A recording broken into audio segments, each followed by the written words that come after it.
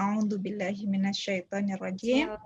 Bismillahirrahmanirrahim. Bismillahirrahmanirrahim. Alhamdulillah. Assalamualaikum warahmatullahi wabarakatuh. Waalaikumsalam warahmatullahi wabarakatuh. Selamat teman-teman sudah melewati setengah ya dari tahapan dalam rangka mencari ilmunya Allah ya. Ziswaf itu ilmunya Allah yang sudah kita praktekkan juga di dunia gitu. Terima kasih atas konsistensi istiqomahnya. Ini merupakan salah satu kelas yang terbaik yang di mana Ibu mengajar di IBS. Jadi harus dipertahankan terus kedisiplinan ya, tepat waktunya itu Ibu salut ya. Ibu sangat apresiasi, kemudian kekompakan juga, ketelitian, kemudian kesungguhan mengerjakan tugas itu terlihat dari hasil-hasil tugas yang sudah kalian kerjakan. Baik, seperti biasa langsung diawali dengan absen ya. 1, 2, 3.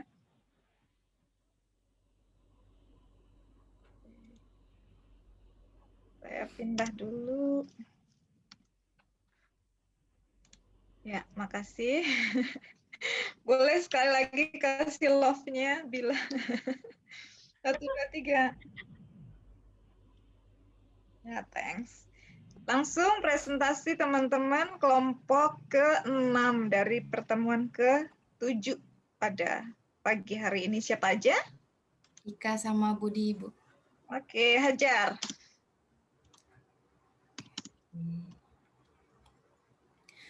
Slide-nya udah kelihatan belum ya, teman-teman? Udah Ika. Ya. Assalamualaikum warahmatullahi wabarakatuh. Hari ini saya, Ika Putri Febriani dan Fadil Budi Rahmanda akan membawakan materi tentang tata cara pengelolaan Ziswaf di berbagai negara. Yang pertama ada Sudan. Dalam sejarah Sudan, zakat pertama kali dikelola oleh negara terjadi pada masa dinasti atau kerajaan Mahdiyah pada tahun 1884. Zakat menjadi suatu yang wajib bagi masyarakat Sudan sejak tahun 1986 melalui Undang-Undang Zakat Nomor 1406. Pada waktu ini dibentuklah Dewan Zakat atau Zakat Chamber secara tersendiri terpisah dari Direktorat Pajak. Dewan Zakat Sudan ini merupakan lembaga yang independen secara struktural. Dewan Zakat langsung bertanggung jawab kepada Presiden di bawah pimpinan Direktorat Jenderal Dewan Zakat. Dewan Zakat ini juga berhubungan langsung dengan Kementerian Sosial. Karakter utama regulasi zakat di Sudan mengatur beberapa hal pokok. Pertama, perluasan kategori harta yang wajib dizakati, kewajiban membayar zakat bagi warga negara Sudan yang beragama Islam, baik sedang berada di Sudan ataupun luar Sudan, hak muzaki untuk membagi zakatnya sendiri maksimal sebesar 20% kepada sanak saudara, penerapan sanksi bagi yang tidak mau membayar zakat berupa denda. Karakteristik pengelolaan zakat di Sudan merupakan institusi resmi yang dilindungi oleh undang-undang. Penerapan dilakukan dalam 4 bertahap sejak tahun 1980 hingga 2001. Adanya sinergi dengan Kementerian Penyuluhan Masyarakat di Sudan, memiliki kewenangan yang luas berijtihad fikih zakat dan melakukan ekspansi. Amil zakat mendapatkan hak sebagai pegawai pemerintah, pendapatan zakat sebesar 10% digunakan untuk operasional dan sisa selebihnya hingga 12,5% diambil untuk amilin. Wakaf di Sudan, wakaf yang pertama kali tercatat dalam sejarah ialah sebuah masjid di daerah Donggala Al-Agus yang dibangun pada abad ke-9 Masehi. Seiring waktu, jumlah aset wakaf di Sudan kian bertambah bahkan melewati batas negeri Sudan. Kondisi wakaf di Sudan secara radikal berubah dengan adanya revolusi penyelamatan Islam pada tahun 1989. Seluruh atribut syariat Islam termasuk wakaf mengalami perkembangan signifikan dengan terbitnya Islamic Awqaf Organization Law pada 1989 dan Syariah Course Law pada 1992. Regulator sekaligus operator utama perwakafan di Sudan adalah Ministry of Awqaf and Religious Affairs yang memiliki kewenangan mengelola aset wakaf ataupun menunjuk nazir untuk mengelola aset wakaf yang ada. Arah pengelolaan wakaf pada masa-masa Kekuasaan Nasional Islamic Front di Sudan dilakukan dengan 2 metode. Yang pertama, ekstensifikasi aset wakaf. Aset-aset wakaf baru terus digalakan oleh negara-negara, baik berupa wakaf tanah maupun wakaf uang. intensifikasi aset-aset wakaf yang telah ada tetap dikelola dengan terus melakukan perbaikan manajemen secara berkelanjutan. Selanjutnya ada Pakistan. Berdasarkan Undang-Undang Zakat dan USR 1980 tersebut, pengelolaan zakat di Pakistan bersifat sentralistik. Artinya, zakat dikelola secara sentralistik dengan hierarki pusat atau nasional oleh Dewan Zakat Pusat, provinsi oleh Dewan Zakat Provinsi, kabupaten oleh Komite Zakat Kabupaten, kecamatan oleh Komite Zakat Kecamatan, dan perdesaan atau perkotaan oleh Komite Zakat Lokal. Dewan Zakat Pusat atau Central Zakat Fund, tugas utamanya adalah melakukan pengawasan dan membuat kebijakan tentang penyaluran dana zakat. Selain itu, CZV juga bertugas mendistribusikan dana zakat yang dihimpun oleh Dewan Zakat Provinsi.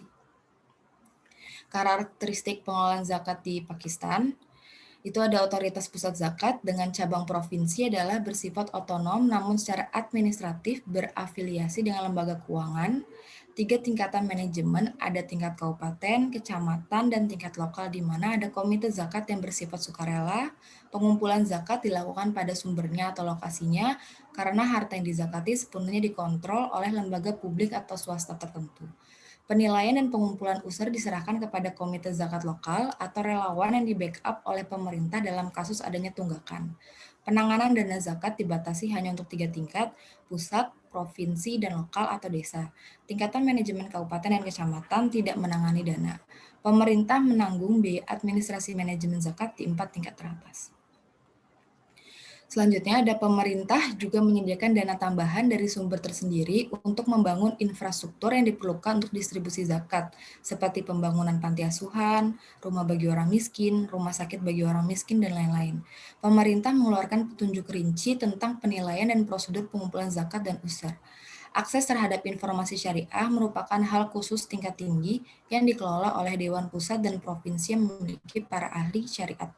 Beberapa upaya dilakukan untuk menginformasikan kepada masyarakat tentang zakat dan kinerja pemerintah dalam sebuah majalah zakat yang diterbitkan secara terpusat dan terkadang program radio lokal dan televisi serta artikel di surat kabar juga.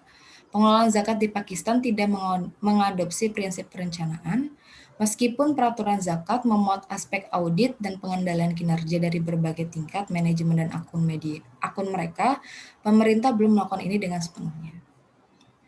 Selanjutnya akan dibacakan oleh Fadil Budi. Selanjutnya, wakaf Pakistan pada masa kekuasaan kolonial Britania, pengelolaan wakaf tetap dijalankan sesuai dengan fikih yang berlaku. Meskipun pemerintah tidak melakukan intervensi pada tahun 1894, Privy Council Britania menerbitkan keputusan yang pada intinya menghapuskan wakaf keluarga. Wakaf keluarga dianggap sebagai jalan bagi para penguasa setempat untuk menghindari pajak atas properti yang mereka miliki serta menjaga kekayaan keluarga elit. Keputusan tersebut mendorong protes dari umat Islam yang berujung pada lahirnya The Muslim Waqf Validation Act 1913. Undang-undang tersebut mengembalikan pengelolaan wakaf yang berjalan agar sesuai dengan fikih wakaf. Pada tahun 1923 diterbitkan Muslim Waqf Act. Undang-undang itu tidaklah berbeda secara substansial dengan fikih wakaf yang dijalankan masyarakat. Undang-undang tersebut ditujukan untuk mengatur pengelolaan manajemen wakaf secara lebih baik dan memastikan akuntabilitas dan keterbukaan pengelolaan atas aset-aset wakaf yang ada. Pada masa kemerdekaan terbitlah Awqaf Ordinance tahun 1962. Serta Provincial Wakaf Property Ordinance yang terbit pada 1979. Pelaksanaan praktik wakaf di negara Pakistan oleh Ministry of Religious Affairs and Endowment dilakukan dengan menunjuk administrator wakaf di setiap provinsi yang berwenang mengatur dan mengelola aset-aset wakaf di tiap provinsi di Pakistan. Wakaf disalurkan untuk membangun gedung-gedung seperti masjid, madrasah, panti asuhan, dan lembaga amal sosial.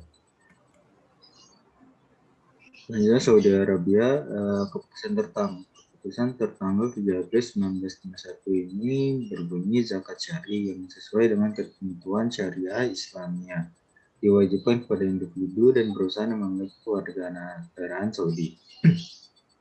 Dalam keputusan tersebut, zakat diwajibkan sesuai prinsip syariah Islam kepada individual dan perusahaan yang berkewargaan negara Arab Saudi. Menurut keputusan Raja, zakat tidak dikenakan atas non-warga Arab Saudi, sehingga non-warga hanya dikenakan pajak pendapatan. Sebaliknya, warga Arab Saudi tidak dikenakan pajak dan zakat diperlukan sebagai pengganti pajak. Pengelolaan zakat oleh Badan Zakat dan Pajak ini terutama dalam hal pengumpulan zakat dan pajak setelah menggunakan sistem online. Mereka punya pusat data dan informasi yang lengkap dengan dukungan informasi dan komunikasi teknologi atau ICT. Dengan dukungan ICT ini terjadi peningkatan penerimaan zakat yang signifikan. Tugas dan fungsi dari kantor pelayanan zakat dan pajak pendapatan yang pertama melakukan pengumpulan zakat dan pajak dari pihak-pihak yang diwajibkan untuk membayarnya. Pembayaran zakat 2,5% sifatnya wajib bagi perusahaan Arab Saudi dan pajak 20% atau sesuai dengan perjanjian bilateral penghindaran pajak berganda. Diwajibkan kepada perusahaan asing yang melakukan kegiatan usaha atau bisnis di Arab Saudi. Lalu memiliki kewenangan untuk melakukan penilaian dan pengecekan atas harta kekayaan perusahaan dan jumlah zakat yang wajib ditunaikan harus atau nilai pajak yang harus dibayarkan ke kas negara. Tidak memiliki kewenangan untuk menagih zakat dari perorangan atau individu. Bagi perorangan atau individu, kewajiban zakatnya diserahkan kepada masing-masing individu. Hanya memiliki kewenangan pengumpulan atau pemungutan dalam penyalurannya. Untuk zakat disalurkan khusus kepada 8 muzaki sebagaimana ketentuan syariat melalui Kementerian Sosial Arab Saudi yang berkewenangan membiayai pengeluaran keamanan sosial, sedangkan penerimaan zakat masuk ke dalam penerimaan pajak.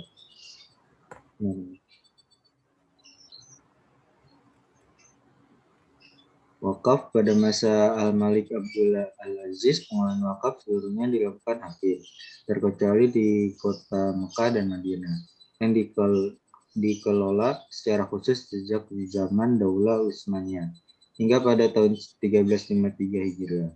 Pengelolaan wakaf di Mekah dan Madinah dilebur menjadi satu. Pada tahun 1381 Hijriah, Arab Saudi membentuk Kementerian Haji dan Wakaf secara resmi. Salah satu tugas dari kementerian ini adalah mengelola seluruh harta wakaf di Arab Saudi.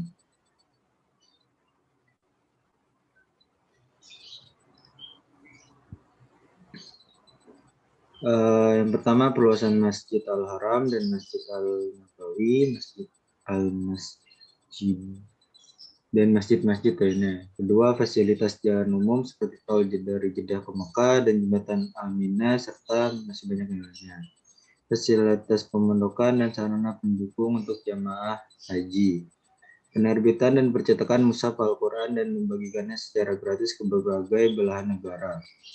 Berbagai pusat kajian dakwah seperti di Argentina dan Spanyol, berbagai lembaga pendidikan di Amerika, London, Albania, dan Moskow, pusat kajian Islam seperti di Harvard University dan London, hingga pada pengembangan saham, pertokoan, dan perhotelan di Madinah. Adapun beberapa pelaksanaan pengelolaan dan pengembangan wakaf dalam berbagai bentuknya.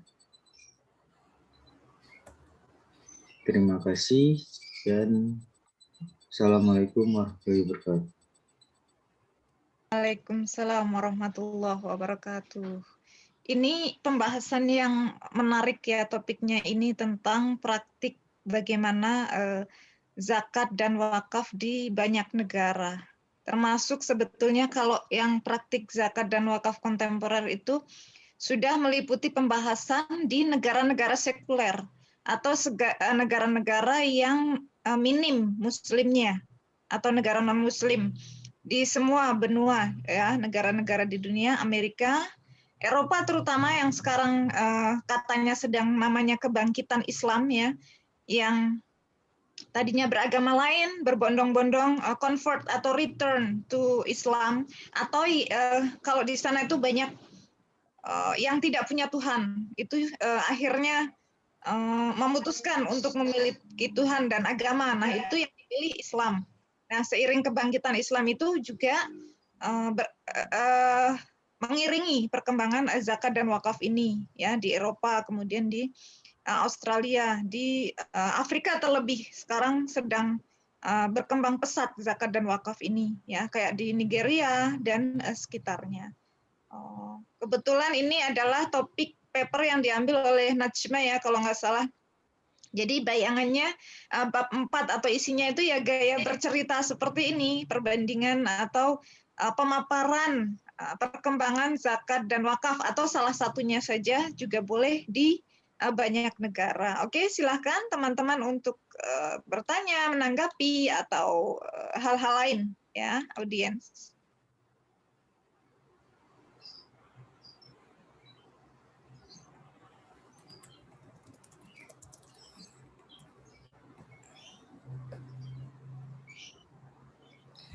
Apa ada teman-teman yang mau ditanyakan atau ditanggapi?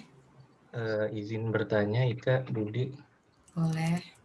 Assalamualaikum warahmatullahi wabarakatuh. Nama saya Rifki dari kelompok 1. Izin bertanya, seperti yang kita tahu, negara-negara di Timur Tengah itu kebanyakan sedang mengalami perang kayak gitu ya. Nah, itu gimana tata cara atau praktik pengelolaan ziswaf maupun zakat di negara yang sedang mengalami peperangan? Terima kasih.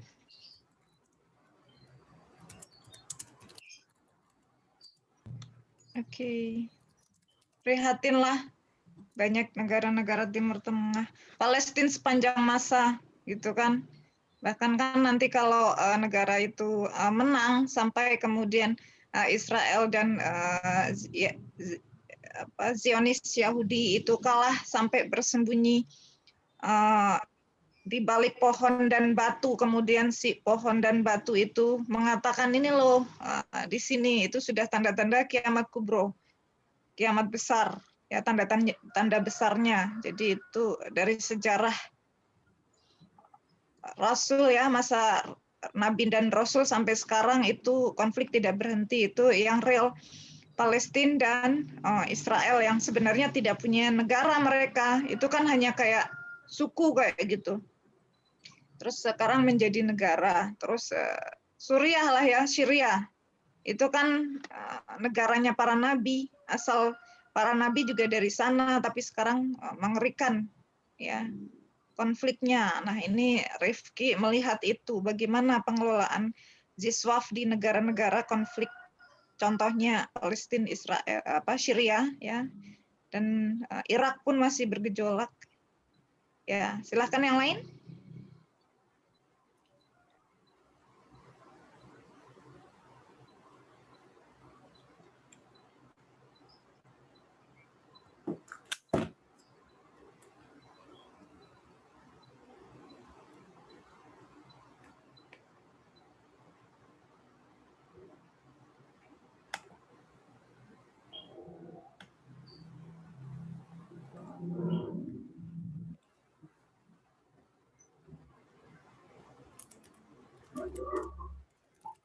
Apa ada pertanyaan lagi dari teman-teman yang lain? Sambil menunggu, apa boleh Ibu bertanya juga? Boleh, Ibu. Ya. Barangkali Ika dan Budi bisa menjelaskan tentang perkembangan zakat dan wakaf atau salah satunya di negara minoritas Muslim. Silahkan, mau yang Asia, Asia Tenggara, Asia, Eropa, Amerika, Australia, silahkan saja. Ya. Di negara yang minoritas Muslim ya, Ibu? Iya, betul. Oke, Ibu. Ya.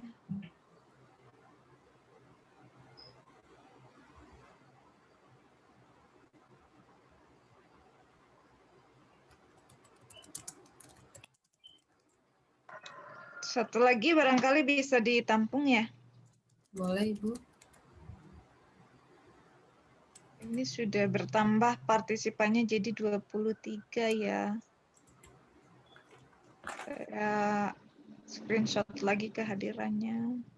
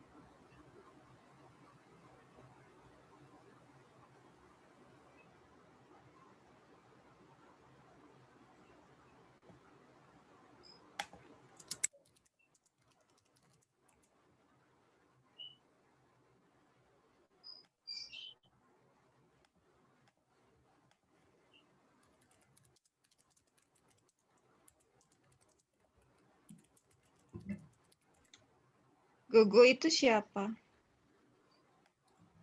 Lanzio kayaknya, Bu. Oh, Lansio. Mas saya diganti kayaknya, Bu.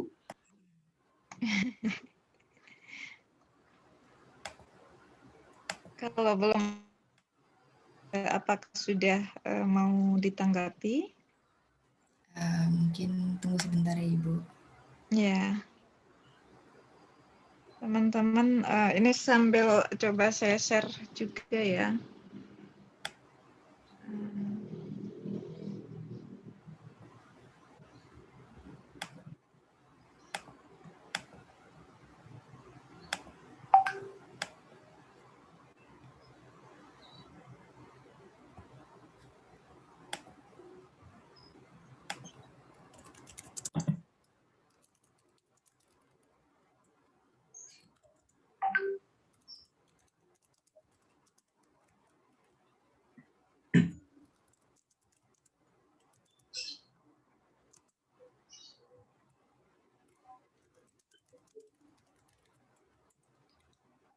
Rifki mungkin mau menanggapi. Tadi pertanyaannya gimana tata cara pengelolaan zakat dan wakaf di negara yang sedang mengalami peperangan ya? Iya betul Ika. Dari yang Ika dan Budi cari-cari lagi, di sini sih kebanyakan di negara-negara itu zakat dan wakafnya dibantu sama negara lain. Jadi untuk akses zakat dan wakafnya biasanya dibawa dari negara kayak dari Indonesia juga ada. Nanti ada pengelolanya lagi yang nyambungin panjang tangan buat disalurin di negara-negara tersebut. Gitu untuk pengelolaannya. Itu sih dari yang Kak sama Budi dapat. Atau ada lagi yang mau ditanyain? Oh jadi zakatnya itu hasil dari pengumpulan negara-negara luar gitu ya? Karena sementara sedang perang, pengumpulan zakat yang di dalam negerinya di stop atau gimana maksudnya? Kalau tadi dicoba cari sih nggak nemu yang benar-benar cara pengelolaan zakat di negara perangnya. Kebanyakan tuh langsung muncul aluran akses zakat dari negara lain, jadi kita bisa donasi, nanti dia panjang tanganin di Palestina atau di negara-negara perangnya tuh dia udah ada poskonya gitu. Gitu sih. Oke, makasih Kak Budi. Ya, sama-sama Rifki. Ya. Untuk pertanyaannya Ibu Sulis mungkin saya bisa jawab dari yang Ika dan saya cari pun di ini perkembangan zakat dan wakaf di negara minoritas Muslim itu menurut yang saya dapat Forum Zakat Dunia atau Forum Zakat Dunia itu mengadakan konferensi pers yang digelar di Malaka, setidaknya diikuti oleh beberapa negara yang mengangkat tema memperkuat kerjasama zakat global dan meningkatkan kesejahteraan umat. Itu di dalam konferensi tersebut untuk mengajak seluruh anggota atau organisasi kerjasama Islam dan zakat di negara-negara itu untuk bergabung dalam zakat dunia tersebut agar negara-negara minoritas Muslim itu bisa dapat berkembang dengan bergabung di World Zakat atau zakat dunia. Gitu Ibu. Oke, makasih. Ya, itu keywords-nya, kata-kata kuncinya sudah disebutkan ya oleh Budi. Kemudian bisa saya tambahkan jawaban Putri atas pertanyaan siapa tadi, Rifki ya? Ibu. Memang betul proses berzakat dan berwakaf di negara-negara konflik itu masih tetap berlangsung. Ya, tapi sekali lagi melihat tingkat keparahan konflik tersebut.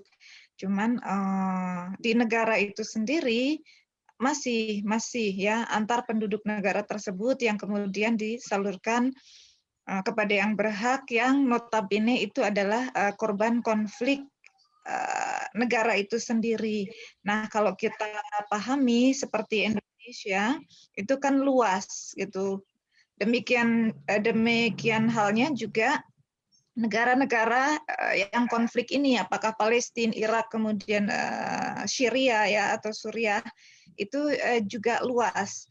Kalau yang kita tahu mungkin kemudian menganggap begitu ada konflik kemudian booming di seluruh media di dunia, itu kita menganggap seolah-olah seluruh negara itu ya mengalami konflik, seluruh penduduk di negara tersebut ya menjadi korban gitu. Tapi ada titik-titik, ada wilayah-wilayah yang mereka hidup normal seperti kita gitu ya.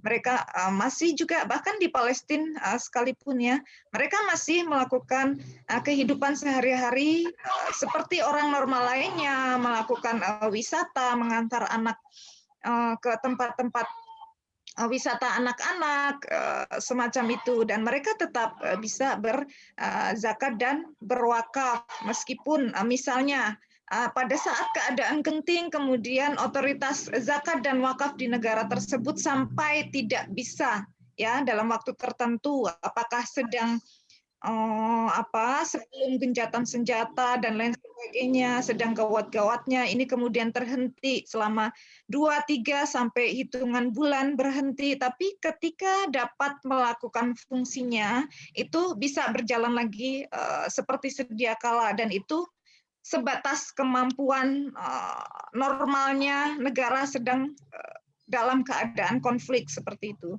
Penyalurannya juga ya, orang kaya di sana masih ada, orang yang tidak bukan merupakan sasaran konflik atau pengeboman dari musuh itu masih ada.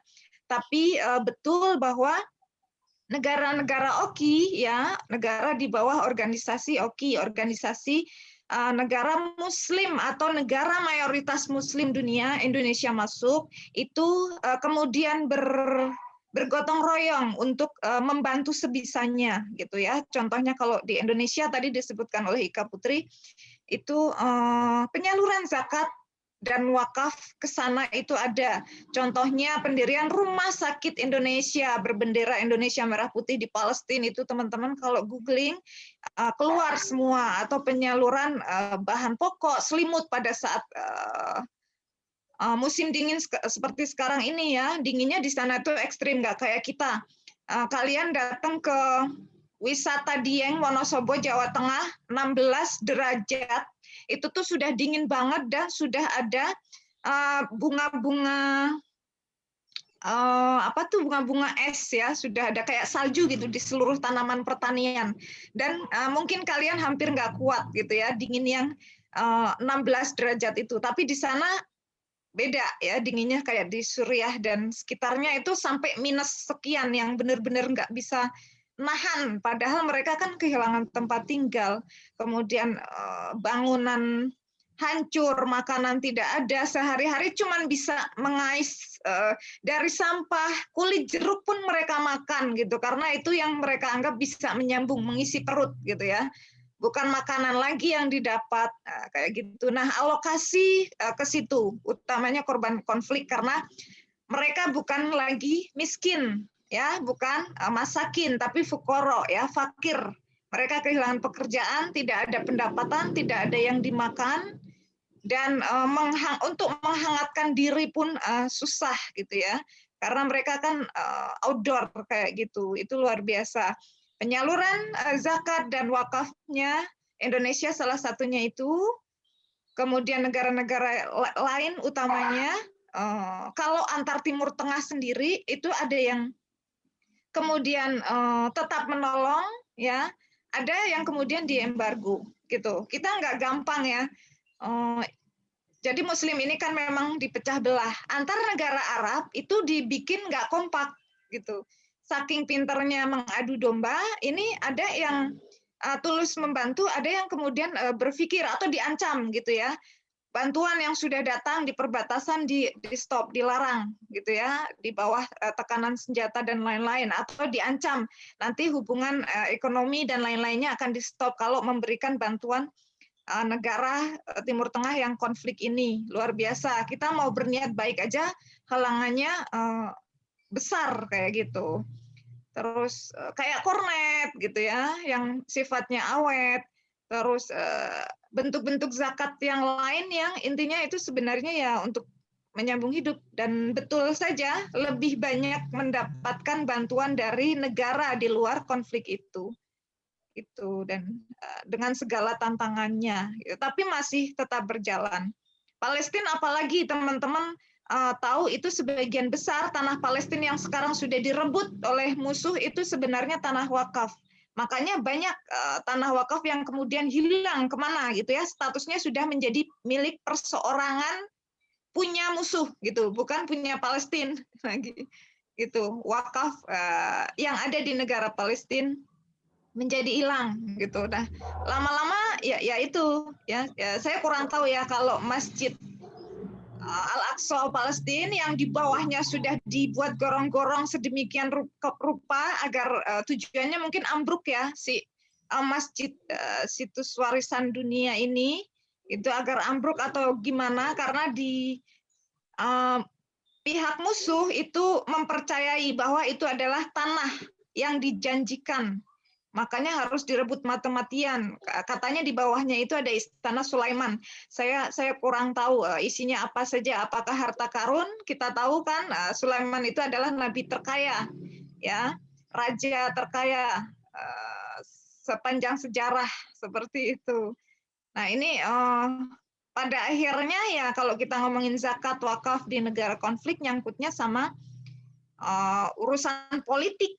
Benar-benar politik, perebutan kekuasaan, ekonomi, dan seterusnya gitu. Praktiknya masih berjalan dan lembaga pun selagi bisa menjalankan, tapi kemudian penyaluran perseorangan gitu masih ada di sana gitu. Terima kasih.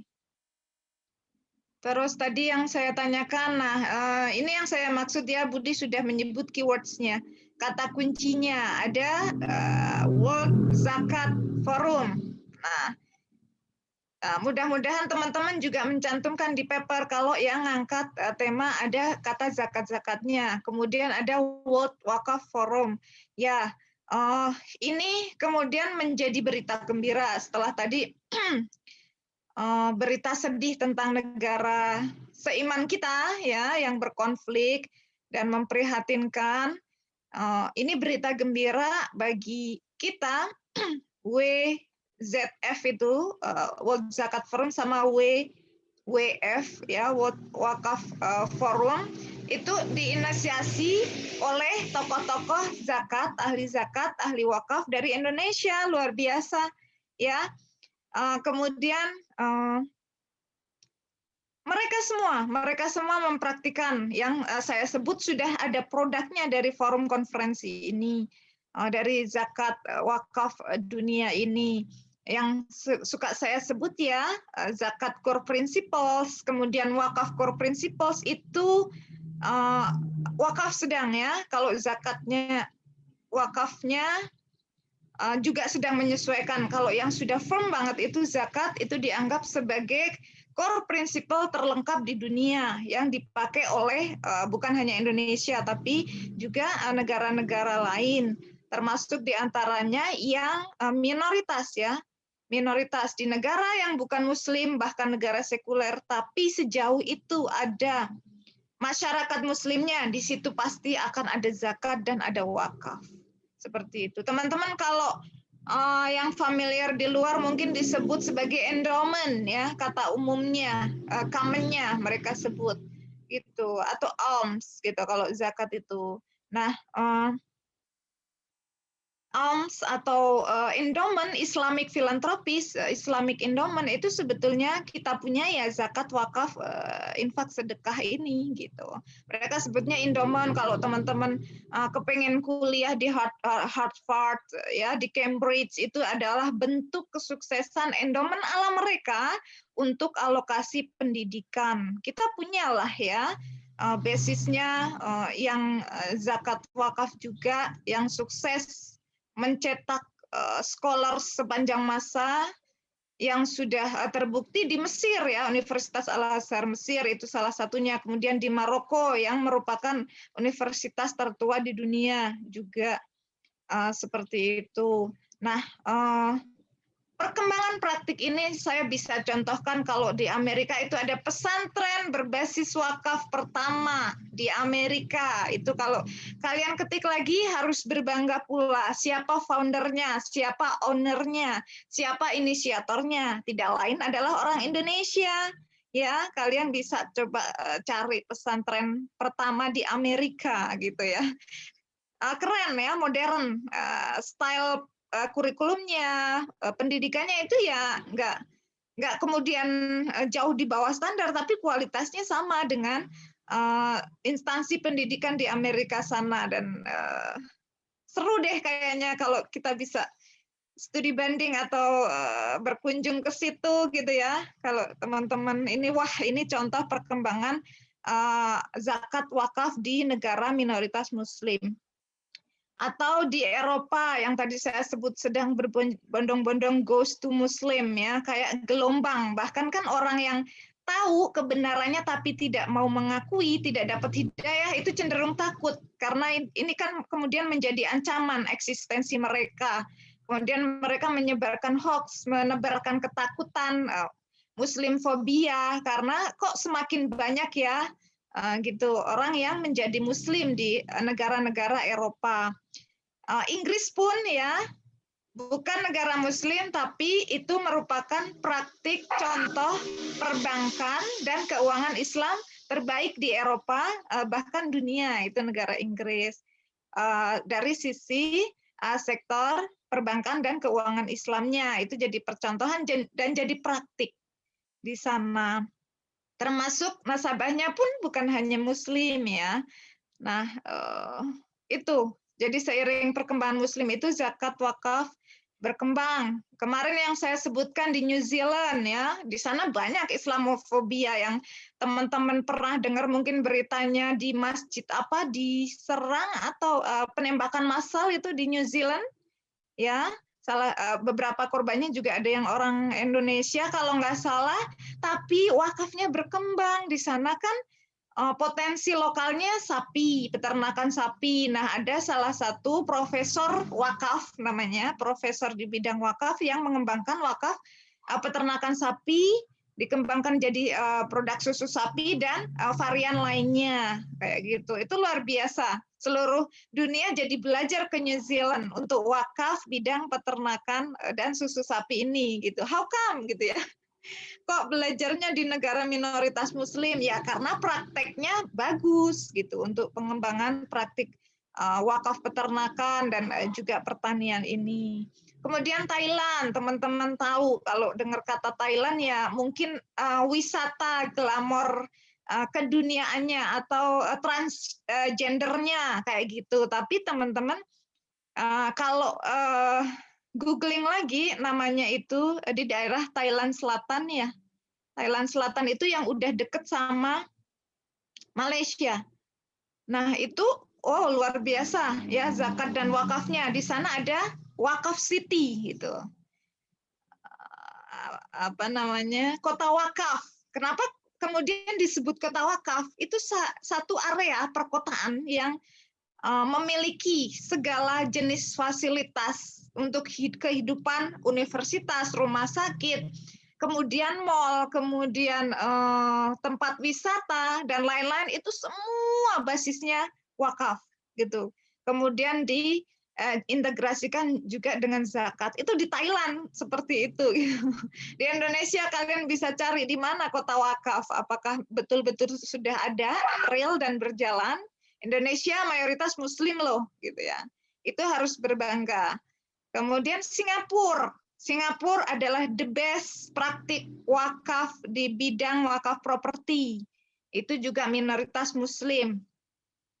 Kayak gitu, teman-teman. Kalau boleh berpikir kritis, kenapa ya praktik pemotongan zakat kemudian wakaf itu masih banyak diprotes di Indonesia?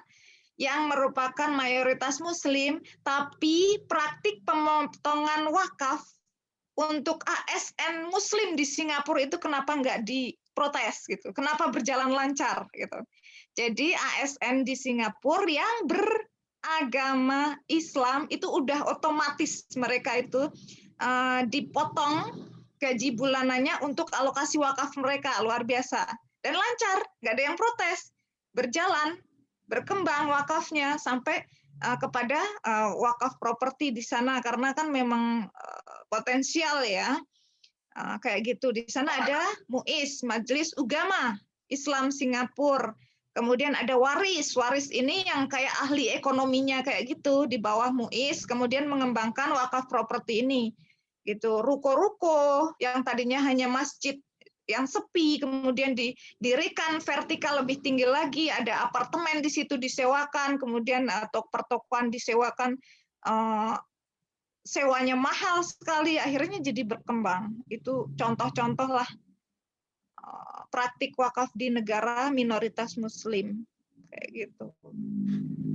Kurang lebih itu. Apakah akan dibuka termin kedua? Teman-teman bagaimana, masih antusias untuk menyampaikan tanggapan?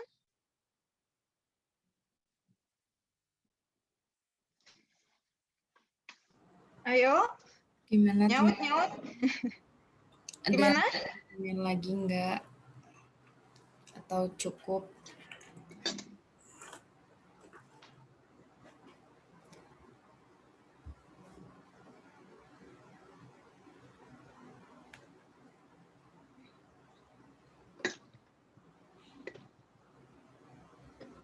Pada standby kan?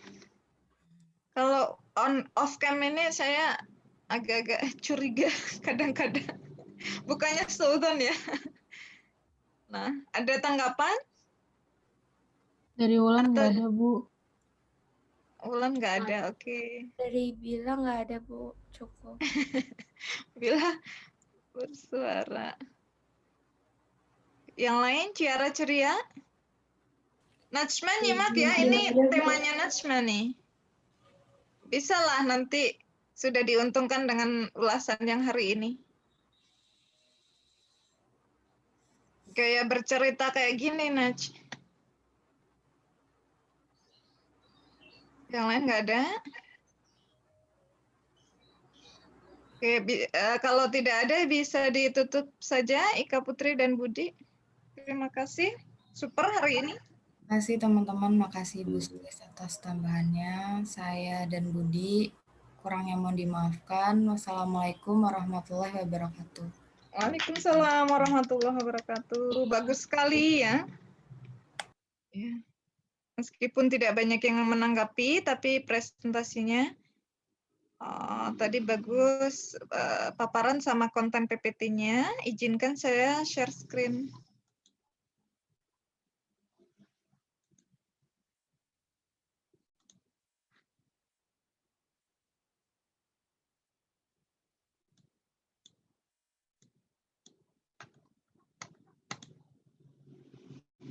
Ya, ini sekali lagi saya sampaikan tema yang menarik karena mengulas bagaimana praktik di negara, di negara Muslim dan mungkin yang non Muslim juga, tapi sudah mulai menunjukkan perkembangan yang baik. Ya. Saya salah buka ya, masih yang slide ke, atau belum saya ganti nih. Oke, ini kalau sekarang ini disebut teman-teman para pejuang wakaf ya, dari unsur akademisi, peneliti, praktisi maupun regulator yang di pemerintahan sana menyebut sekarang ini adalah era kebangkitan zakat dan wakaf. Teman-teman, bukti bagaimana kebangkitan itu pada kelompok sebelumnya pernah menyampaikan meskipun ini pandemi, kemiskinan meningkat, kemudian pendapatan menurun, banyak korban COVID-19, tapi ternyata pengelolaan zakat itu juga meningkat. Ini kan satu sinyal yang sangat baik Berarti penurunan secara umum tingkat ekonomi itu tidak kemudian menurunkan pengumpulan zakatnya. Perkembangannya terus ya. Oke. Nah, silahkan siapapun yang mengerjakan paper dengan tema zakat, ini jangan hilangkan atau tolong dicantumkan hadis riwayat Bukhari dan Muslim ini, ya. Nah, ini merupakan kutipan landasan hukum Islam yang selain ayat di Al-Quran juga tentang hadisnya. Islam dibangun di atas 5 pokok atau rukun, bersaksi bahwasanya tidak ada Tuhan kecuali Allah dan bahwasanya Muhammad utusan Allah, kemudian mendirikan sholat, menunaikan zakat, ini yang kemudian menjadi dasar berzakat, haji, puasa di bulan Ramadan. Nah ini, kemudian tadi juga sudah disebut, kalau teman-teman presenter itu langsung ya pembahasan zakat, kemudian wakaf dan seterusnya di berbagai negara yang dikaji. Saya mulai dari zakatnya semua dulu. Jadi masa Rasulullah itu sebenarnya di awal hijrah Madinah itu belum dijalankan secara praktis karena luar biasa Rasulullah, sahabat dan para keluarganya yang kaya raya di Mekah, mereka hijrah itu dengan tidak membawa apa-apa. Bayangkan kalau punya aset yang jumlahnya hektaran, kemudian punya hewan ternak, onta ratusan sampai ribuan, itu semua ikhlas, benar-benar lillahi ta'ala, ridho, ditinggalkan seperti itu. Jadi melihat kondisi itu, awal banget dari Mekah ke Madinah itu praktikalnya belum kemudian dijalankan secara langsung, masih menata dulu kan, yang namanya orang baru pindahan gitu ya, baru hijrah gitu. Meskipun awal-awal di Makkah meskipun evidence-nya ya tidak secara tertulis kemudian merinci, di Mekah sebenarnya sudah, tapi kemudian di Madinah ini bertahap gitu kan, mereka benar-benar dipersilahkan ya, di welcoming gitu, di selamat datang dari penduduk asli Madinah ya. Oh, udah dianggap kayak saudara, itu luar biasanya kemampuan Rasulullah approach gitu ya, memberikan pendekatan. Bayangkan ya kalau tiba-tiba kita dari sini pindah ke negara lain yang itu bukan seiman sama kita gitu. Apakah serta-merta kemudian kita itu mau diterima gitu ya? Kita orang Islam terus kita pindah ke negara yang bukan Islam, kok mereka bisa ya tiba-tiba menerima, nganggap saudara, dikasih tempat tinggal, dikasih makan gitu ya, sampai ada akulturasi, ada hubungan pernikahan antar mereka. Itu bukti bahwa Rasulullah dan para sahabat ini negosiator yang ulung kayak gitu. Terus ini saya sejarahnya ya, bercerita nih. Orang Islam Quraisy yang hijrah dari Mekah ke Quraisy, yang dari Mekah ke Madinah, dihadapkan kepada bagaimana menjalankan usaha penghidupan. Nah, ini persoalan mikirin bagaimana bertahan hidup di tempat yang baru. Itu. Nah, dikarenakan tidak semua di antara mereka berkecukupan. Nah, oh ini ada perkecualian, ini sahabat Utsman, teman-teman yang masih ingat, beliau ini adalah yang mewakafkan sumurnya, sumur Utsman bin Affan. Kalau ke Tanah Suci, apakah haji atau umroh, teman-teman bisa lihat langsung situs sumur Utsman bin Affan itu kayak apa, masih ada sampai detik ini. Gitu. Utsman juga pemilik rekening tertua di dunia. Zaman beliau awal mewakafkan itu sampai sekarang, kemudian rekening atas nama beliau itu masih ada gitu ya di Bank Negara Arab sana. Gitu. Ini udah berkembang, yang awalnya hanya sumur sampai kemudian tanah pertanian, kebun kurma, kemudian memperluas tanah lagi, dibangun hotel, dan Hotel Utsman bin Affan juga ini dari kebaikan wakaf beliau ini. Teman-teman bisa tuh ya, mungkin saya pengen umroh tapi hotelnya pengen tinggal di Hotel Utsman bin Affan gitu. Nih, semua kekayaan kecuali Utsman yang ya berkecukupan, semua harta benda ditinggal di Mekah sana. Saya kurang tahu ya, apakah Utsman ini kemudian misalnya ada kekayaan berbentuk dinar, dirham gitu, apakah berhasil dibawa ya? Karena selain sejarahnya, saya belum menemukan hadisnya sampai sedetil itu. Kalau yang lain termasuk Rasulullah dan keluarga itu semua kekayaan benda ditinggal di Mekah, ngeri ya. Yaitu untuk keperluan dakwah seperti itu. Kemudian setelah zakat dipraktikkan oleh Rasulullah, Rasul adalah tipe yang disiplin, tepat waktu, fastabiqul khairat ya. Kemudian amar ma'ruf nahi mungkar, mempercepat niat dan perbuatan baik dan menghapus niat dan perbuatan buruk. Contoh perbuatan baik yang harus dilakukan dengan segera, ini Rasulullah mempraktikkan zakat ini gitu. Tidak pernah menunda penyaluran zakat. Zakat diterima pagi, disalurkan siang, diterima siang, disalurkan sore atau malam hari. Ini adalah mempercepat bagaimana orang yang berhak itu menerimanya agar lebih cepat dirasakan manfaatnya. Kondisi pada masa itu mungkin meskipun sudah ada ya yang produktif, tapi zakat konsumtif karena melihat kondisi masyarakat yang belum lama pindah hijrah dari Mekah ke Madinah. Kemudian penggalian dan pengelolaan zakat secara optimal, perekonomian di dalam negeri menjadi stabil. Nah ini meskipun memakan waktu lama ya, Rasulullah kan kepala negara, itu bayangkan, itu the power of Rasul seperti itu. Dia kan orang pindahan, kenapa jadi orang nomor satu di negara ini gitu? Kalau mikirnya mungkin ya, dia bukan lokal punya, bukan pribumi, tapi kemudian menjadi pemimpin negara. Nah ini penduduk Madinah sudah merasakan ya, sudah menerima ini kebenaran ajaran yang dibawa Rasulullah itu betul gitu ya, tidak bisa dielak lagi, sampai membawa kepada optimalisasi dan perekonomian negara yang stabil. Nah, di sana kan ada Baitul Mal gitu, jadi keuangan negara itu ya dari zakat ini. Kemudian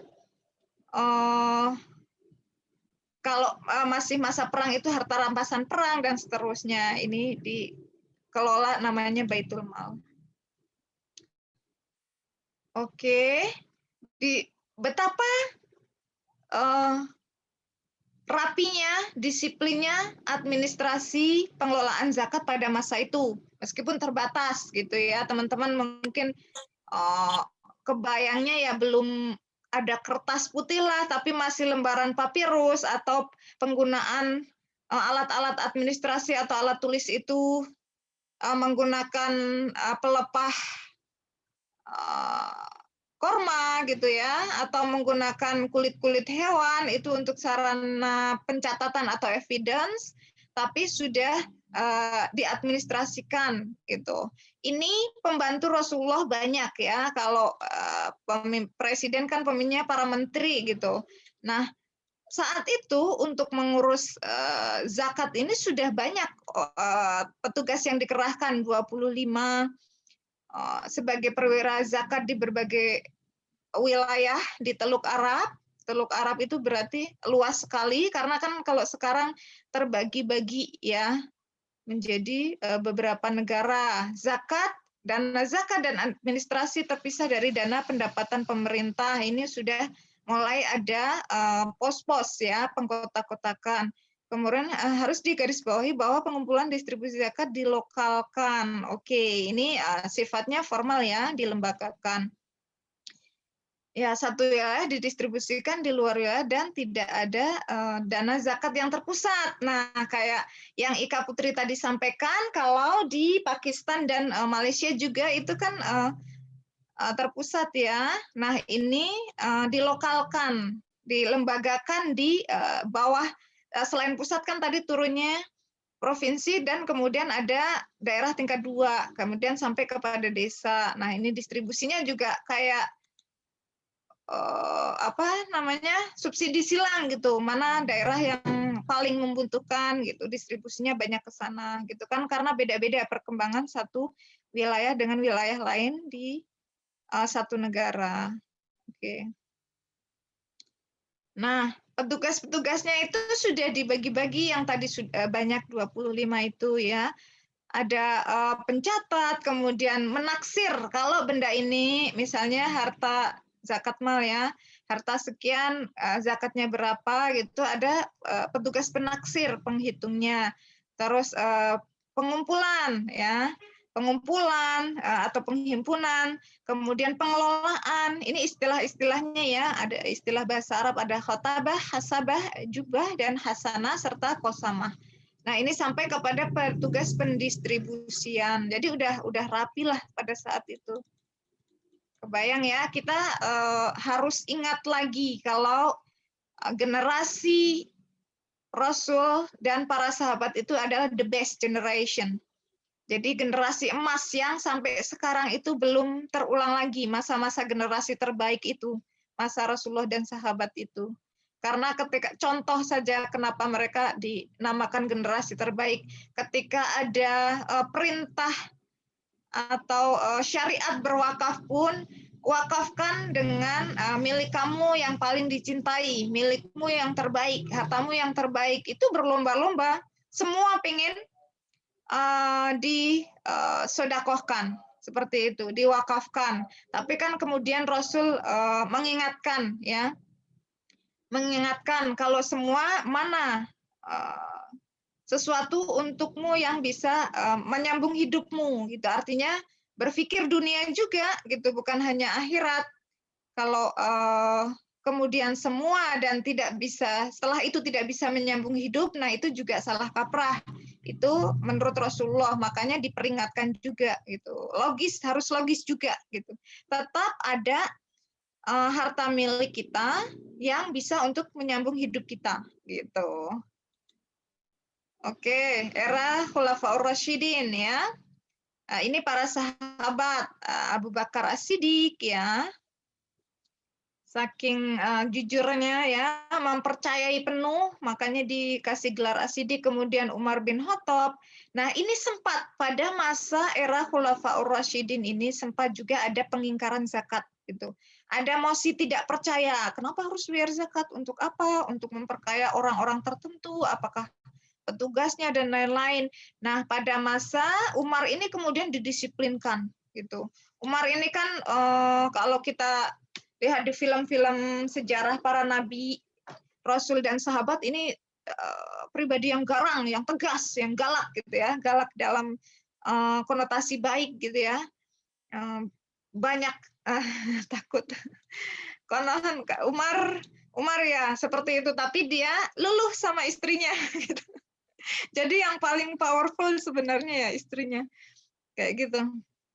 Nah, ketika masyarakat melakukan pengingkaran zakat ini kemudian ada aksi pendisiplinan gitu. Umar bin Khattab itu tipenya kayak gitu ya. Masing-masing sahabat tuh beda-beda teman-teman. Jadi kalau Utsman bin Affan, Ali itu lebih soft gitu ya pendekatannya. Beda-beda, cara memimpinnya juga beda-beda. Saya jadi ingat kalau kita di Indonesia ini dulu kan namanya Kerajaan Majapahit ya, meliputi Nusantara. Nusantara itu tidak hanya Indonesia yang sekarang, tapi sampai ke Thailand, sampai ke Kamboja, ya, sebagian Laos, kemudian sebagian Malaysia, juga sebagian Filipina, luar biasa. Kalau sahabat Umar ini mungkin kayak Patih Gajah Mada mungkin ya. Ini yang Patih Gajah Mada ini kan perannya paling urgent, paling sentral di masa Kerajaan Majapahit. Bayangkan ya, masih transportasinya hanya kuda ya, darat. Dia bisa mengextend kekuasaan sampai ke Singapura ya. Singapura itu seluruhnya. Kemudian sebagian Thailand, Malaysia, Filipina sama Laos itu sebagian. Bisa dibayangkan ya, untuk misi perluasan wilayah ini, kekuasaan itu memakan berapa bulan bahkan tahun kalau hanya pakai kuda saja, dan bekalnya juga sebanyak apa yang bisa dibawa. Tapi luar biasa hebatnya ya kekuatannya itu. Jadi saya ingat kalau Umar bin Khattab mungkin ya strongnya seperti itu gitu ya, tegas gitu, pribadi yang kayaknya itu keras kayak gitu. Nah ini berhasil mendisiplinkan pembayaran zakat. Kemudian zakat masa tabiin nih, mudah-mudahan teman-teman nggak ngantuk ya, tetap sambil nyimak lah gitu. Tadi juga nih Ika Putri sama Budi udah nih nyebutin masa keemasan zakat masa tabiin, yaitu Khalifah Umar bin Abdul Aziz ya, ini berasal dari Bani Umayyah. Kenapa kemudian the gold era of zakat gitu ya, masa keemasan zakat disebut di masa, kita harus berterima kasih nih ya sebagai sesama muslim dengan Umar bin Abdul Aziz ini. Kenapa? Karena luar biasa pintarnya mengelola dan mengembangkan sampai ya, apakah ini sudah terulang setelah masa beliau? Mungkin kalau dicari belum ada 30 bulan ya selama masa pemerintahan tidak ditemukan lagi masyarakat miskin yang berhak menerima zakat gitu. Kayaknya sampai sekarang belum ada deh, tetap ada deh miskin, fakir miskin atau duafa yang lain kayak gitu. Jadi masih ada yang berhak menerima di seluruh dunia. Negara maju dan negara terkaya pun ada orang miskinnya, ya ada fakirnya gitu. Ini luar biasa, 3 tahun kurang ya.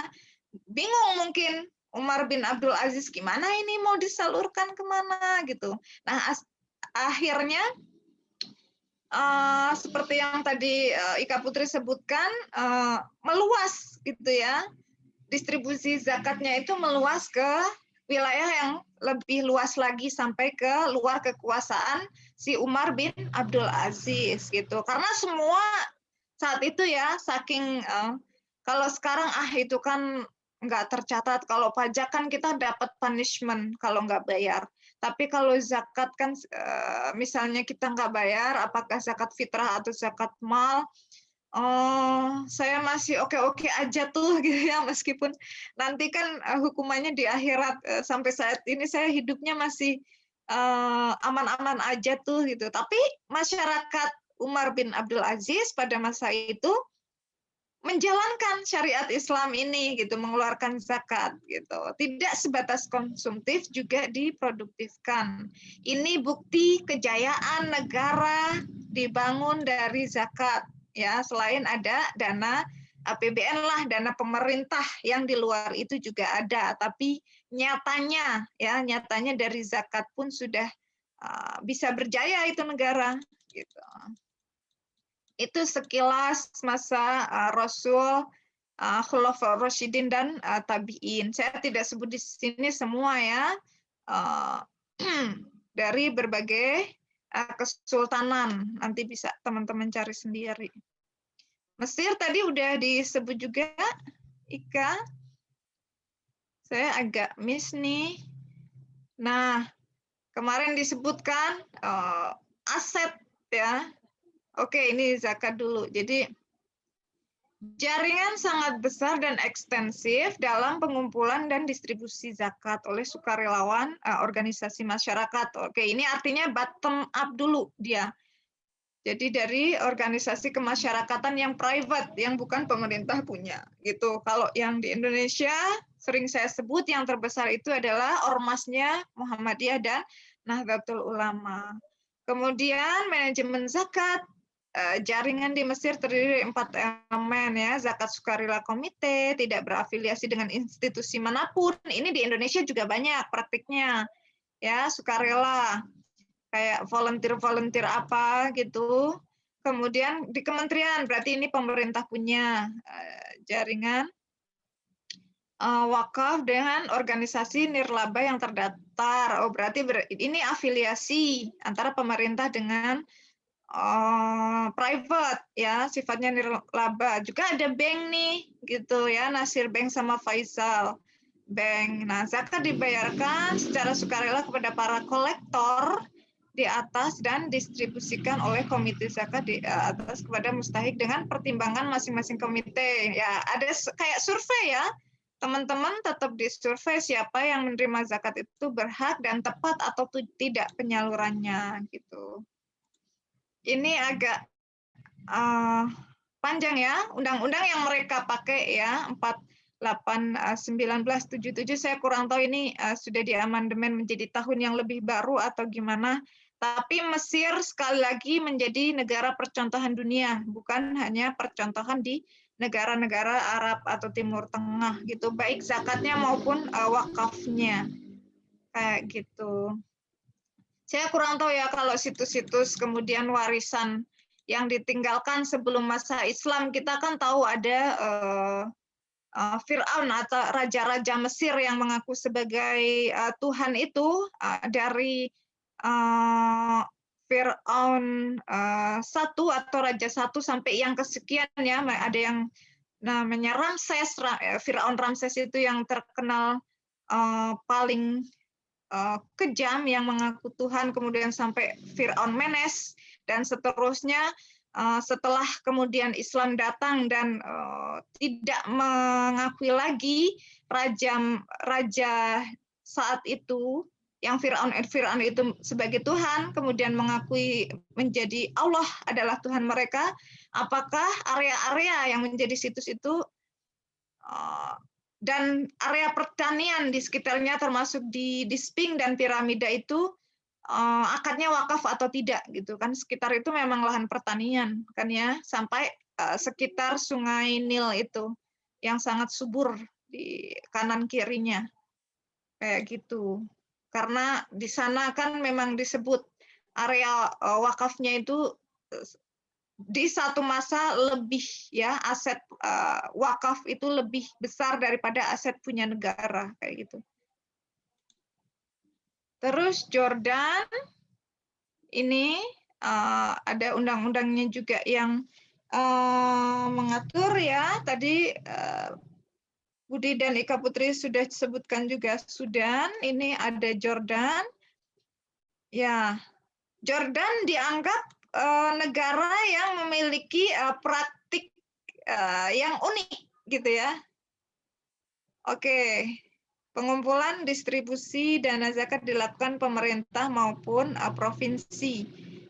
Pembayar zakat dapat menunjuk siapa penerima potensi zakatnya dengan mengisi formulir. Nah, ini dugaan saya, kalian semua ini muzaki, orang yang mengeluarkan zakat, terus ngisi formulir tuh pemerintah punya. Terus di situ mungkin ada pilihan ya. Kepada siapa zakat Anda akan disalurkan gitu. Terus kalian memilih kepada ini nih saudara ya, keluarga saudara di kampung saya di Minang sana. Bisa jadi seperti itu ya, karena kenapa keluarga dan saudara ya, karena mereka masih kategori masakin, miskin. Ada juga yang masih kategori fakir gitu ya. Ada yang tidak memiliki pekerjaan. Nah, kalau sudah tidak memiliki pekerjaan, tidak punya income. Jadi yang saya sebut, saya tulis di formulir ini adalah masuk golongan 8 asnaf gitu. Itu luar biasa ya. Meskipun kalian berzakatnya, menunaikannya mungkin di ibu kota, tapi bisa ditulis formulir seperti itu dan bisa disalurkan ke daerah seperti itu, contoh keunikannya. Saya belum cari tahu banyak nih di Indonesia apakah sudah ada yang formulir dengan isian yang seperti itu. Kan lasnya banyak, lembaga amilnya banyak di Indonesia, negeri maupun swasta ya. Jordan. Oke, ini lanjutan.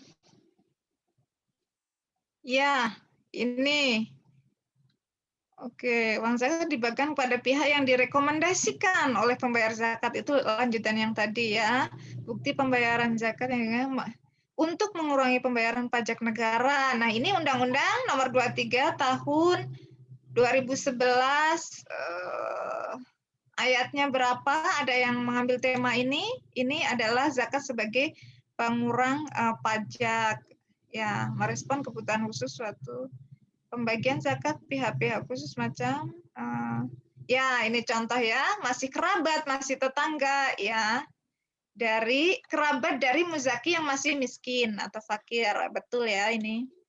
Kemudian Kuwait, teman-teman mungkin bingung ya, terus disalurkannya kemana, itu kan negara sudah kaya raya Kuwait gitu ya. Dari lahir sudah sultan katanya.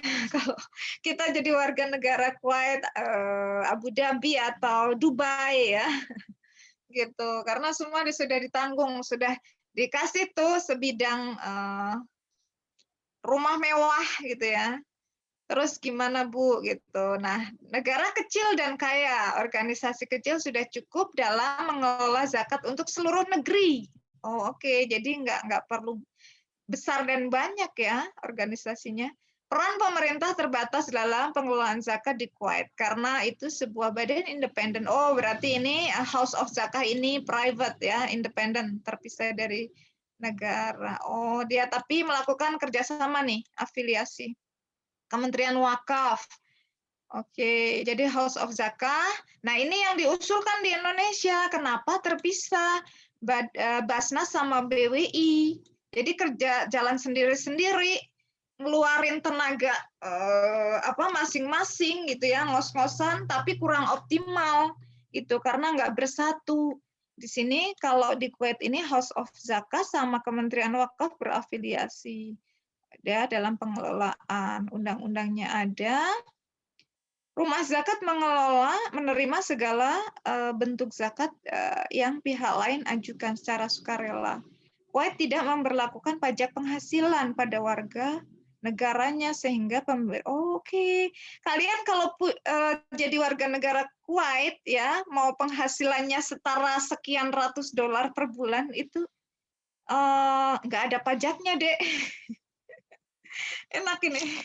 Bisa nggak ya pindah ke Kuwait? Terus, oke, jadi ya negaranya sehingga pemberian zakat tidak relevan. Oh, ya. Nah, kemudian untuk siapa kalau semua warga udah kaya di Kuwait itu, gitu? Alokasi atau distribusinya. Nah, kalau bertanya karena Kuwait ini negara kaya, ditanya masih ada fukoro, ya masih ada masakinya, masih ada, ya meskipun jumlahnya sedikit. Tapi karena sudah dicap sebagai negara kaya di dunia, ternyata ada masalah. Orang-orang miskin di sana itu cenderung menghindar kalau mau dikasih alokasi zakat gitu. Mungkin mereka gengsi gitu ya. Saya bukan orang miskin kok, saya bukan orang yang berhak menerima zakat. Bisa jadi seperti itu. Karenanya di sana itu malah sulit untuk mencari ya, mendata siapa sih orang fakir, orang miskin yang berhak ini gitu. Karena mereka malah menghindar kalau pengen dikasih. Itu masalah karena sebetulnya mereka masih butuh. Tapi kemudian alokasinya untuk siapa? Dari 8 asnaf itu kan ada kayak musafir ya, musafir banyak, kehilangan bekal, itu dialokasikan ke situ. Kemudian ke luar negeri juga ya, di negara yang masih konflik, tadi disebutkan betul ya alokasi. Teman-teman juga mungkin familiar kalau ada yang mendirikan pesantren, masjid, atau lembaga pendidikan, oh ini ada bantuan nih dari negara Arab, negara-negara Arab, Timur Tengah, dari Kuwait gitu. Memang betul, mereka alokasinya kemudian sudah spread out ke seluruh dunia, utamanya Afrika ya, Afrika yang negara miskin kayak Nigeria, Somalia kayak gitu. Tapi alokasi untuk masyarakat di dalam negeri pun masih ada. Untuk Amil juga, karena Amil meskipun kaya raya ya keluarga sultan, tapi Amil tuh berhak mendapatkan alokasi persentase dari zakat yang diterima. Perkara nanti kemudian, oh ini jatah lo sekian persen, jatah Amil, mau dipakai nggak gitu ya? Ya udahlah enggak, saya sedekahkan, saya infakkan gitu, saya salurkan lagi untuk proyek amal gitu ya, itu urusan mereka. Gitu. Saya lanjut saja, ini disebut ya alokasi Kuwait untuk Afrika, rehabilitasi pinjaman Qardul Hasan. Ini adalah bentuk pinjaman dengan akad terbaik yang dimiliki Islam. Teman-teman Kalau mau penelitian juga banyak juga nih. Ini Qardul Hasan, akad Qardul Hasan ini masih relevan, masih in untuk diteliti sekarang sampai tingkat penelitian S3 ini. Meneliti ini juga karena kan ini pinjaman kebaikan namanya. Kalau sudah baik itu tidak ada udang di balik bakwan kayak gitu. Misalnya lo pinjem berapa nanti balikinnya ke saya berapa gitu kan, dilebihkan, itu udah riba ya. Nah, Qardul Hasan ini sekarang praktiknya yang di siapa yang kemarin mau angkat tema itu ya, Bank Wakaf Indonesia itu yang di launch sama presiden, itu pinjam 1 juta baliknya 1 juta gitu, dan ini terbukti nggak ada embel-embel biaya administrasi dan lain-lain ya, karena kan untuk sosial, ini bentuk pinjaman dana murah untuk masyarakat. Jadi wirausaha kayak ibu penjual pecel gendong, ibu penjual jamu gendong, terus pengusaha rumahan, bikin rempeyek dan lain-lain itu berkembang karena kebaikan ini, Qardul Hasan ini, beasiswa pendidikan dan seterusnya, proyek kemanusiaan lain. Pakistan tadi udah disebut ya, termasuk yang unik juga ya prakteknya. Pakistan teman-teman kalau melihat sisi kelamnya adalah pecahan dari India yang besar sebelumnya gitu ya. Negara India adalah yang mayoritas Hindu ya. Ada Budanya mungkin juga ya, tapi mayoritas Hindu. Nah, Pakistan ini versi mereka masih Hindustan ya, masih sedarah kayak gitu. Maksudnya serumpun ya. Kalau kita kan Melayu masih serumpun ya sama Malaysia. Nah, ini yang versi orang-orang Islamnya ini sempalan gitu ya, pecahan atau jadi ini umur negaranya lebih muda daripada India yang aslinya. Negara Pakistan ini memisahkan diri yang sesama Muslim seperti itu. Nah, di situ juga zakat dan wakafnya berkembang. Di India pun yang warga negara India yang beragama Muslim juga ada gitu. Prakteknya juga berkembang, tapi tidak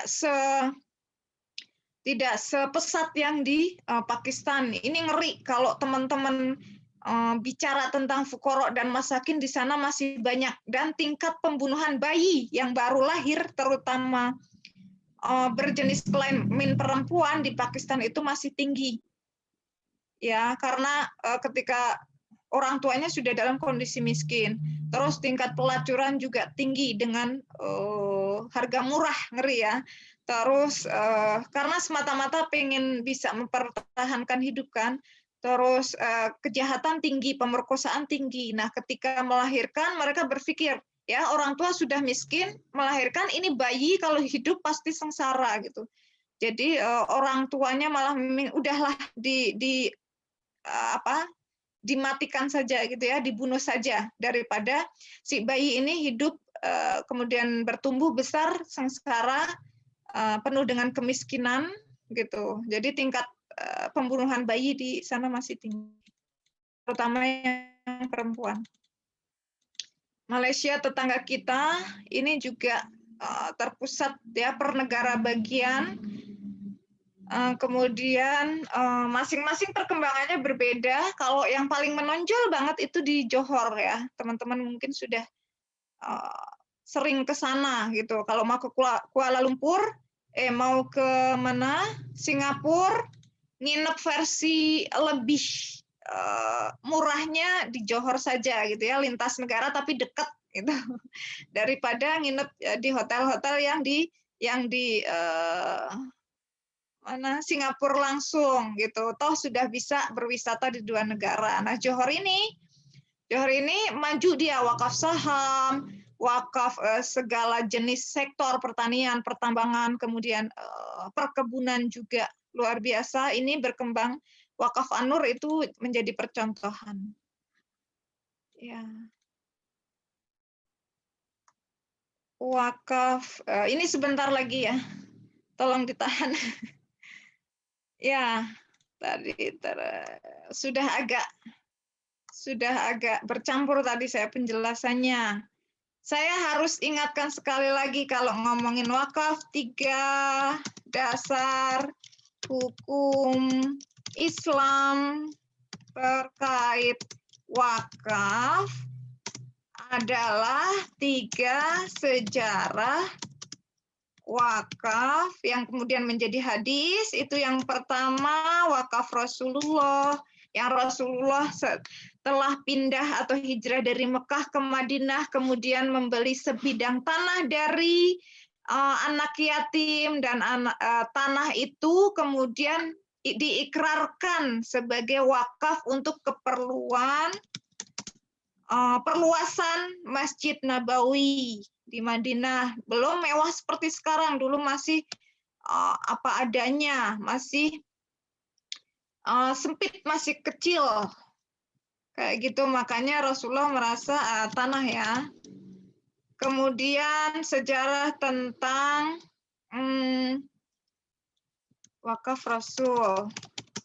Ini tanah untuk perluasan Masjid Nabawi. Kemudian wakaf Umar yang tadi ya, tahan pokoknya, sedekahkan hasilnya. Ini ketika keluar wakafkan apa, lepas kepemilikannya, diserahkan kepada Allah, hartamu yang terbaik, hartamu yang dicintai. Terus kan si Umar ini kan mendatangi Rasulullah. Rasulullah, saya punya harta terbaik, ya.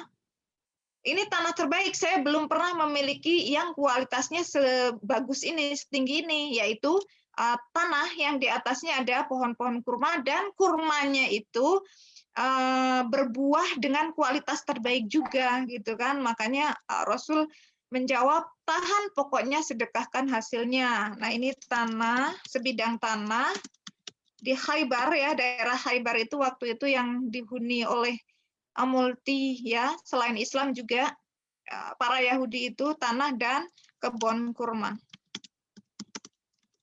Ini asas wakaf produktif jadinya, produktif bidang pertanian. Kemudian wakaf Utsman yang menjadi yang sumur itu, yang orang Yahudi pun boleh ya merasakan sumurnya yang diwakafkan, benefitnya, hasilnya berupa air ya. Kemudian diproduktifkan juga ya, air sumur. Sampai sekarang berkembang ya, yang sampai menjadi rekening tertua di dunia. Nah, ini tiga dasar hukum wakaf berasal dari sejarah wakaf 3 tokoh ini gitu. Oke, di Arab Saudi wakafnya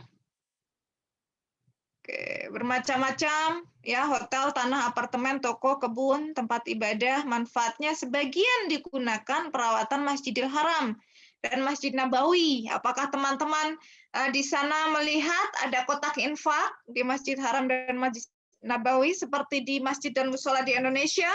Tidak ada, karena kan sudah di-cover sama ini ya.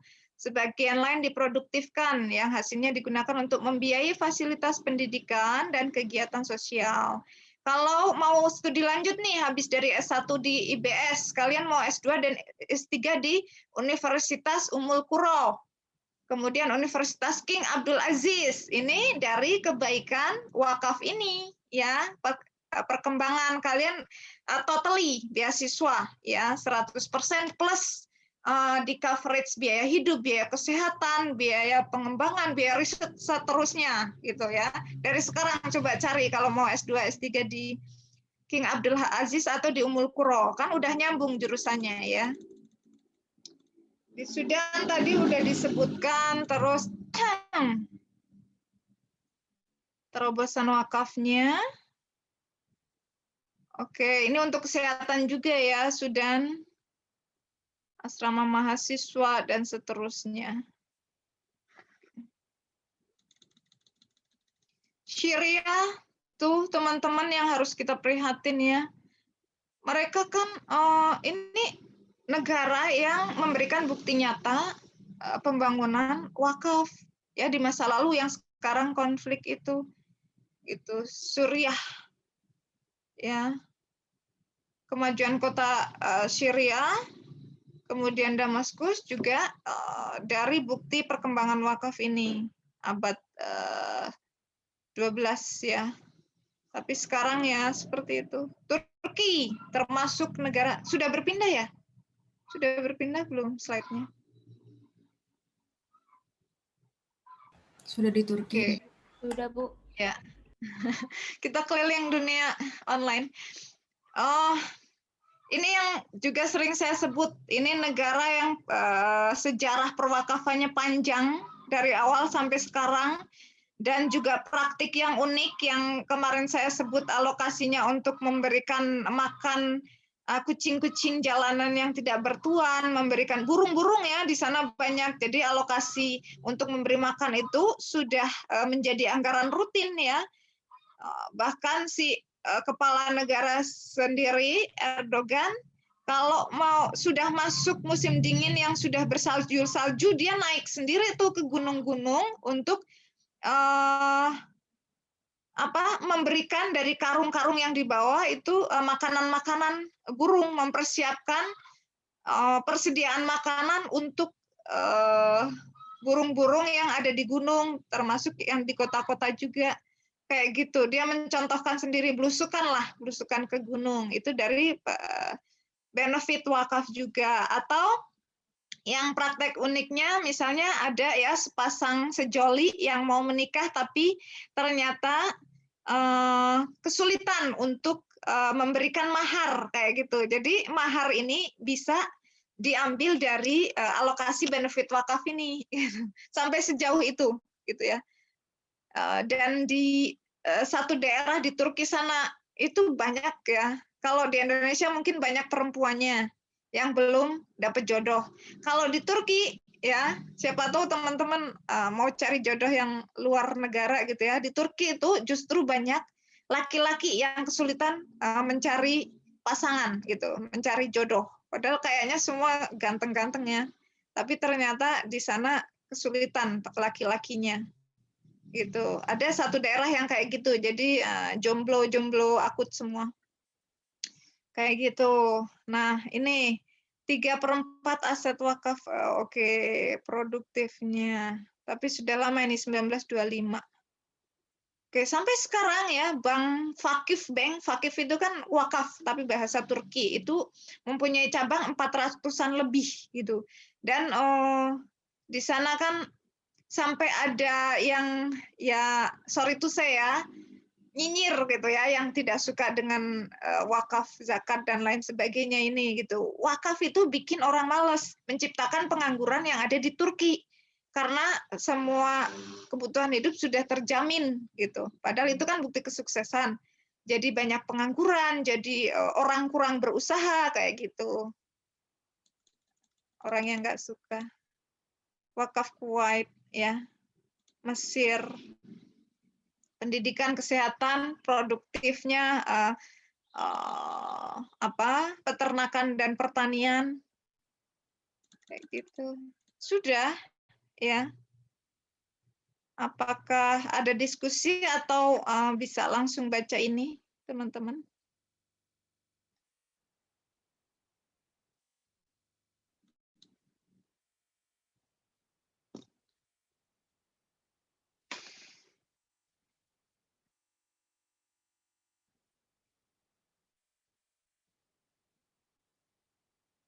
Termasuk ada babnya enggak ya? Coba saya lihat lagi. Ada bab khusus praktek zakat wakaf di minoritas Muslim apa enggak di sini? Muslim lainnya. Oh, enggak ada ya. Nah, tugas ini teman-teman pun bisa pilih, termasuk praktik yang di negara minoritas Muslim, tidak hanya Muslim saja. Contoh tadi kan praktik wakaf terbaik dan terbaiknya yang New Zealand itu. Gitu. Ada pertanyaan untuk yang slide ini, yang tugas ini?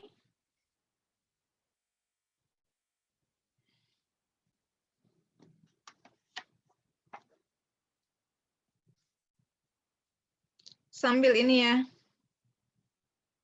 sambil saya ngulas, sambil teman-teman mencoba memahami itu, sambil saya ngulas kemarin tugas minggu kemarin, pertemuan 6 yang sudah dikumpulkan.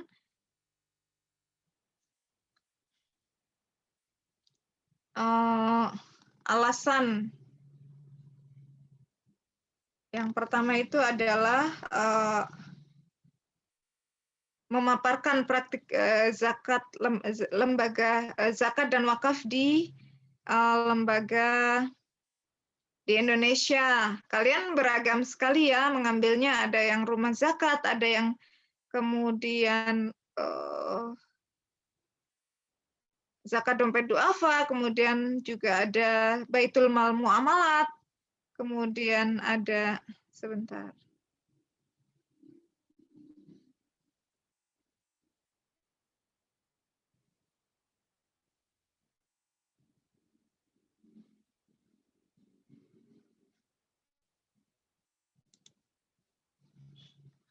Ya, ini saya perlihatkan. Kemarin saya mencoba untuk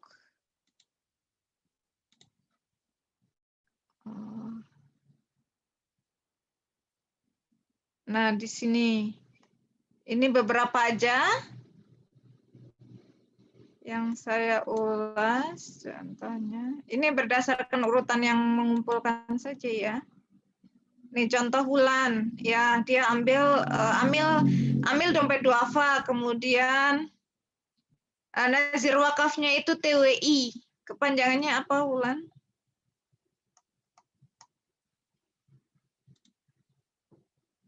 TWI. Tabungan wakaf Indonesia, Bu, kayaknya. Iya, betul. Tabung Wakaf Indonesia. Tabung Wakaf Indonesia ini menjadi unik karena ini relatif dia inovatif ya. Kalau di Malaysia itu ada Tabung Wakaf Malaysia. Nah, apa perbedaannya antar kedua itu? Kemudian sisi inovasinya apa? Negara yang ada zakat wakaf ya, ya Mesir, Jordan, Kuwait, Arab. Kemudian teman-teman secara umum sudah paham lah gitu ya mengapa Indonesia tidak memiliki Kementerian Zakat dan Wakaf gitu ya. Indonesia menganut negara demokrasi, Pancasila yang mengakui 5 agama. Saya nggak tahu ya agama yang ke-6 menjadi diakui nggak ya? Apa namanya itu? Konghucu? Konghucu atau ada nama agama lain yang kemarin sempat ini juga polemik tuh. Gitu ya. Pancasila tertuang bahwa harus saling toleransi pemeluk agama, terdiri dari berbagai macam agama. Indonesia membentuk ya. Jika membentuk Kementerian Zakat dan Wakaf ini akan menimbulkan kontroversi. Oke, dianggap kecenderungan kepada salah satu agama tertentu meskipun penganutnya yang terbanyak sebenarnya 85%. Dulu sampai 90 loh, Dek. Ya, sekarang persentasenya mengecil itu. Kemudian nah ini dianggap dari Kementerian Agama itu sudah mengakomodir ke semuanya karena ada di Jenpimas Islam, Kristen, Katolik dan seterusnya itu jadi diakomodir oleh berbagai dijen itu, Direktorat Jenderal. Terus Rifandra. Oke. Karena Indonesia bukan negara Islam, ya alasannya similar ya, mirip ya. Meskipun mayoritas Islam, ya. Tapi demokrasi Pancasila ini beberapa aja. Nah, Ira Pertiwi ini mengambil contoh lasnya, ambilnya rumah zakat. Dia ada unik ya, ada unik departemen-departemennya atau divisinya. Ada divisi senyum juara, senyum sehat, senyum mandiri, senyum lestari. Terkait dengan sektor pendidikan, kesehatan, ekonomi, dan lingkungan. Lingkungan ini belum semua nih langsung memproklamirkan diri untuk ini ya penjagaan lingkungan, kelestarian lingkungan. Terus ya ideologi Pancasila. Rata-rata teman-teman sudah memahami basisnya, dasarnya. Kenapa demikian? Terus ini Ika Putri ya, Febriani. Indonesia, kemudian Zawakaf. Ya. Asas Pancasila, ya betul. Semuanya sudah seperti yang diharapkan. Ini tidak semuanya ya, ada 25 mahasiswa. Ya, tidak semua bisa diulas. Kurang lebih itu sih, ya. sudah memahami lah. Oke, silahkan mulai pengerjaan. Teman-teman mau mengerjakan masih di Zoom room atau mau stop Zoom-nya kemudian tetap lanjut mengerjakan sampai maksimal 11.20? Silahkan, bagaimana? Tetap di Zoom aja, Ibu. Oke, ya. Tetap di Zoom, Bu. Ya. Silahkan dimulai. Kalau ada pertanyaan, Ibu, terkait kesulitan, bisa sambil ditanyakan. Gitu. Saya off cam juga ya. Iya, Bu. Terus, ya, misalnya pada saat penggarapan ini juga ada yang mau sambil ngobrol kesulitannya penggarapan paper, ya silakan.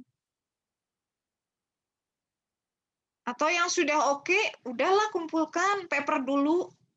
PPT-nya kan nanti masih tanggal 5 ya. Jadi saya penasaran, pengen lihat kayak apa yang kalian bikin itu.